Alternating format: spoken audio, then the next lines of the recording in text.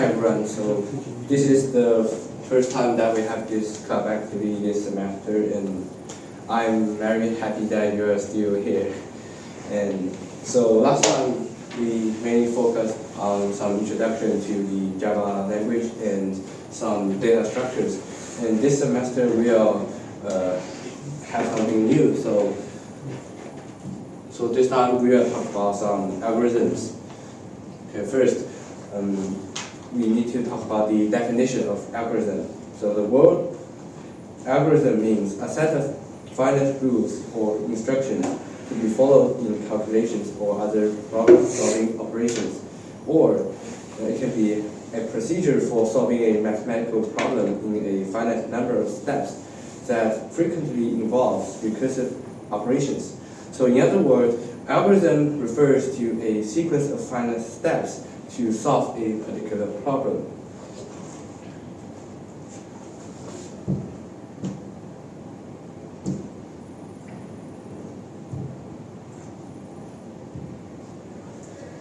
Okay, so what is the need for algorithms? Algorithms are necessary for solving complex problems efficiently and effectively. They help to automate processes and make them more reliable, faster, and easier to perform. Algorithms also enable computers to perform tasks that would be difficult or impossible for humans to do manually. Now we'll talk about a very important concept when we deal with algorithm, and this is time complexity. So instead of measuring actual time required to in executing each statement in the code, time complexity considers how many times each statement executes. So it is used to measure the efficiency of an algorithm. So we can first look at this piece of code. So it only has one line, which is printing the words "Hello World." So "Hello World" is printed only once by the code on the screen. So the time complexity is constant. So we will use a big O to stand for the time complexity of this algorithm, and this is called the big O notation. So you can see here that the time complexity of this algorithm is O1. Okay. So this means that every time a constant amount of time is required to execute this code, no matter which operating system or which machine configurations you are using. Now we will look at another piece of code. So in this code, you can see there is a for loop to keep printing the "Hello World" statement. So in this above code, "Hello World" is printed only n times on the screen, as the value of n can change. So in this code, we set the n to 8. So the time complexity is linear. So because you will repeat this line of code n times, so the time complexity of this algorithm will be O(n). So this O(n) means that every time a linear amount of time is required to execute this code. Okay, after understanding these basic knowledge of algorithm, we can start talking about some real algorithms that we will frequently use. So the first type of algorithm are sorting algorithms. So there are a lot of different types of sorting, and a sorting algorithm is used to rearrange a given array or list of elements according to a comparison operator on the elements. So the comparison operator is used to decide the new orders of elements in the respective data structure. So actually, the sorting algorithm is used to rearrange the elements and give them a proper order. Okay. So today we will first talk about a very basic type of sorting, which is bubble sort. Bubble sort is the simplest sorting algorithm that works by repeatedly swapping the adjacent elements if they are in the wrong order. This algorithm is not suitable for large data sets, as its average and the worst case time complexity is quite high. In bubble sort algorithm, so we are first traverse from the left and compare adjacent elements, and the higher one is placed at the right side. So in this way, the largest element is moved to the rightmost end at first. So this process is then continued to find the second largest and place it, and so on until the data is sorted.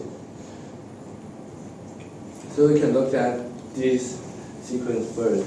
So at first we have 6, 0, 3, and 5. Then we find that this one is larger than this one, so we have swapped these two elements, and we have 0, 6, 3, 5. And then we'll continue to swapping the 6 and the other elements until you find that the 6 has its right place.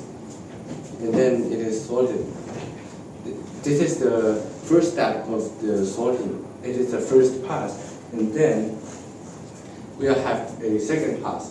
So we'll make sure that the second largest element is also at the correct position. So we'll compare these and find that the order is alright, and then we'll continue to comparing. And then we'll place the third largest element at the correct position. And we'll compare, and we don't swap because they are already at the correct position. And then the bubble sort algorithm is completed because it is sorted. Now we'll look at a more complex type of, where's this picture?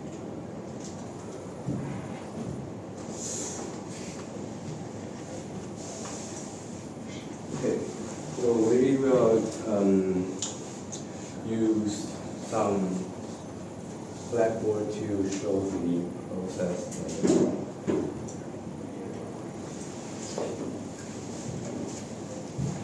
So if we have a sequence that is 5,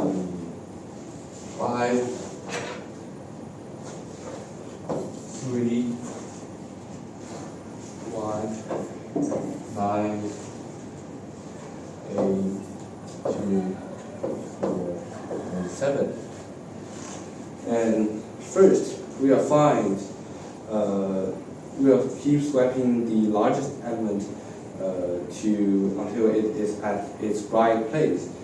So therefore, we'll keep swapping this element until it gets to the right place. So we'll swap these. So it's 8, 9, and then we'll swap these, and then it's 9. It's 2, 9, and then it's 4, 9, and last is 7, 9. So the largest element is currently at its right place. So now the sequence will be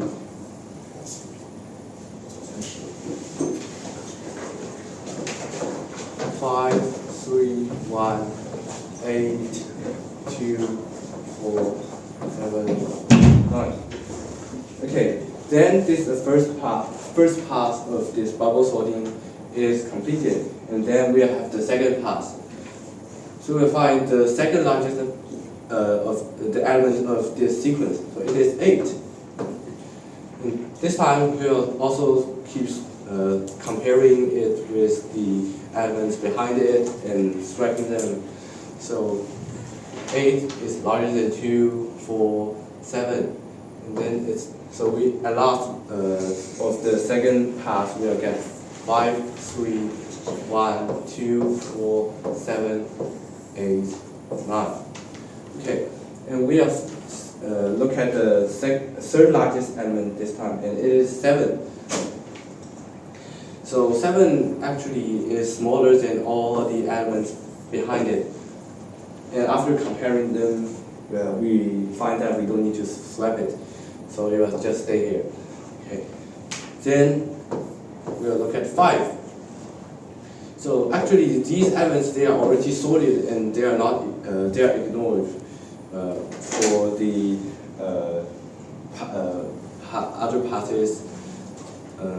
So for the element 5, we will swap it with 3, and then we'll swap it with 1, and then 2, and then 4. Okay.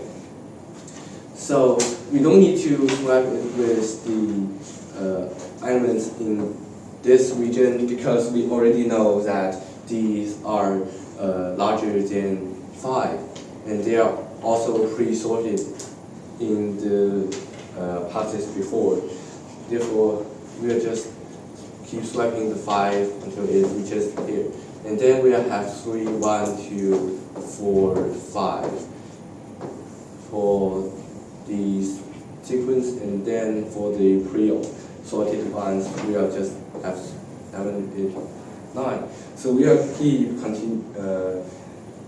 continuing this process until we finally get 1, 2, 3, 4, 5, 7, 8, and 9.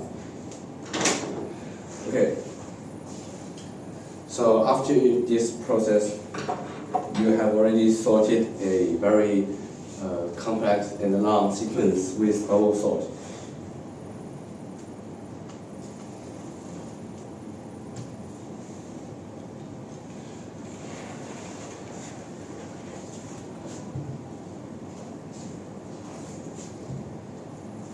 So now we'll talk about the time complexity of bubble sort.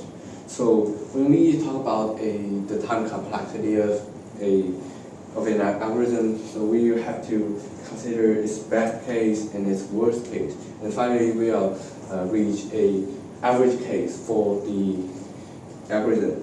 So now let's first talk about the best case of the bubble sort algorithm. So the best case occurs when the array is already sorted. So the number of comparisons required is n-1, and the number of swaps required is 0. Because you will keep comparing, and you will find that every element is at this proper position. So you don't need to swap it with other elements. So hence the best case complexity is O(n). It is linear. Then we need to talk about the worst case of this algorithm. So worst case condition for bubble sort occurs when elements of the array are arranged in decreasing order. In this worst case, the total number of iterations passes required to sort a given array is n-1, where n is the number of elements present in this array. So here's how we get the time complexity of this worst case. So at the first pass, you need to have n-1 comparisons and n-1 swaps, because the greatest number is at the highest position. So each time you need to compare it and swap it until it reaches the end of the array. And that is the same for every element in the sequence. And so for pass 2, you need n-2 comparisons and n-2 swaps. And at last, at pass n-1, you will only have 1 comparisons and 1 swap. So we can just add these comparisons and swaps up, and you will get this number, n times n-1 divided by 2. So in the worst case, the total number of swaps is n times n-1 times divided by 2, and this is also the number of swaps you will have in the worst case, and therefore it is a O(n) squared time complexity, because it is n squared is the highest order term. So when you calculate the time complexity of this algorithm, the constants are usually ignored, and you will find that after ignoring these constants of this term, you will get O(n) squared. Last, we'll talk about the average case time complexity. So the number of comparisons is constant in bubble sort. So in average case, they are O(n) squared comparisons. This is because irrespective of the arrangement of elements, the number of comparisons Cn is same. So therefore, the O(n) squared comparison time complexity is very huge for a sorting algorithm like this. And for the basket, it only occurs in very limited situations, which is it is pre-sorted. So this algorithm is okay, but actually we don't use it very regularly. And next time we'll talk about some other sorting algorithms that are faster and more reliable. And so that's all for today's activity. Thank you.